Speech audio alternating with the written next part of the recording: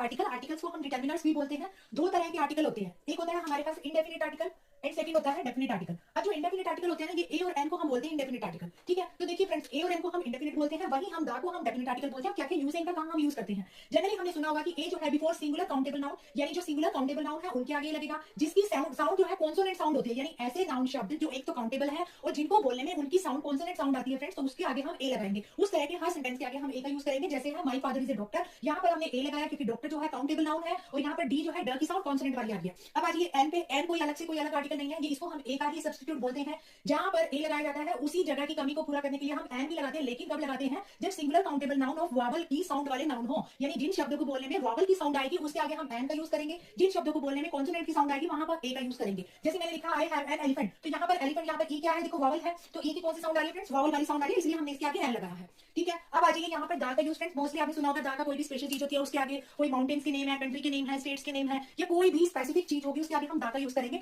मैंने कुछ को फिल्टर करके यहाँ पे लिखा है जिसमें सारी चीजें कवर हो रही है। फर्स्ट मैंने लिखा कोई भी स्पेसिफिक चीज के आगे हम दा का यूज करेंगे। जैसे मैंने एग्जांपल लिखा a ship sank into the Indian Ocean, यानी इंडियन ओशन में एक शिप जो है डूब गई है, तो यहाँ पर इंडियन ओशन एक स्पेशल एक स्पेसिफिक ओशन की बात हो रही है, इसलिए इसके आगे हमने दा का यूज किया है। सेकंड हमने लिखा before man created God, man created God का जनरली आपने सुना होगा, वैसे तो देखो गॉड ने क्रिएट किया है सबको, लेकिन मैन क्रिएटेड यहाँ पर गॉड का मतलब गॉड के नेम से है। जैसे लोगों ने किसी को राम मान लिया, किसी को शिव मान लिया, किसी को हनुमान मान लिया, तो जब हम ऐसी किसी गॉड की बात करेंगे तो उनके आगे हम दा लगाएंगे। जैसे मैंने लिखा we worship the goddess Rama, या फिर शिव, कुछ भी हम ऐड करते हैं, यानी जब हम राम शिव हनुमान की बात करेंगे तो हम दा का यूज करेंगे गॉड के नाम के आगे। अदरवाइज आपने देखा होगा समटाइम हम बोलते हैं मे गॉड ब्लेस यू, इस सेंटेंस में जो है हमने गॉड तो लिखा लेकिन इसके आगे कोई आर्टिकल नहीं आएगा, क्योंकि ये गॉड जो है ये यूनिवर्सल है। यूनिवर्सल का मतलब जो मतलब बिल्कुल ही यहाँ कोई स्पेसिफिक गॉड की बात नहीं, पूरी यूनिवर्सल की बात हो रही है, यूनिक चीज की बात हो रही है। अब आ जाइए before superlative degree, superlative degree का आपको पता है जैसे बेस्ट बोल देते हैं, हार्डेस्ट हो गया, ठीक है। तो यहाँ पर मैंने लिखा संडे इज द बेस्ट है, यहाँ पर बेस्ट जो है ये सुपरलेटिव डिग्री है, तो वहां पर दा का यूज हो जाएगा। Four common things, first time A then second time the, यानी अगर हम कॉमन में किसी चीज की बात करें तो पहली बार के लिए तो हम ए का यूज करेंगे। जैसे हमने लिखा कि a car struck a tree, ठीक है, लेकिन अगर इसी कार की दोबारा बात करनी है एक ही सेंटेंस में, फिर हम इसको दा से डिनोट करेंगे कि a car struck a tree,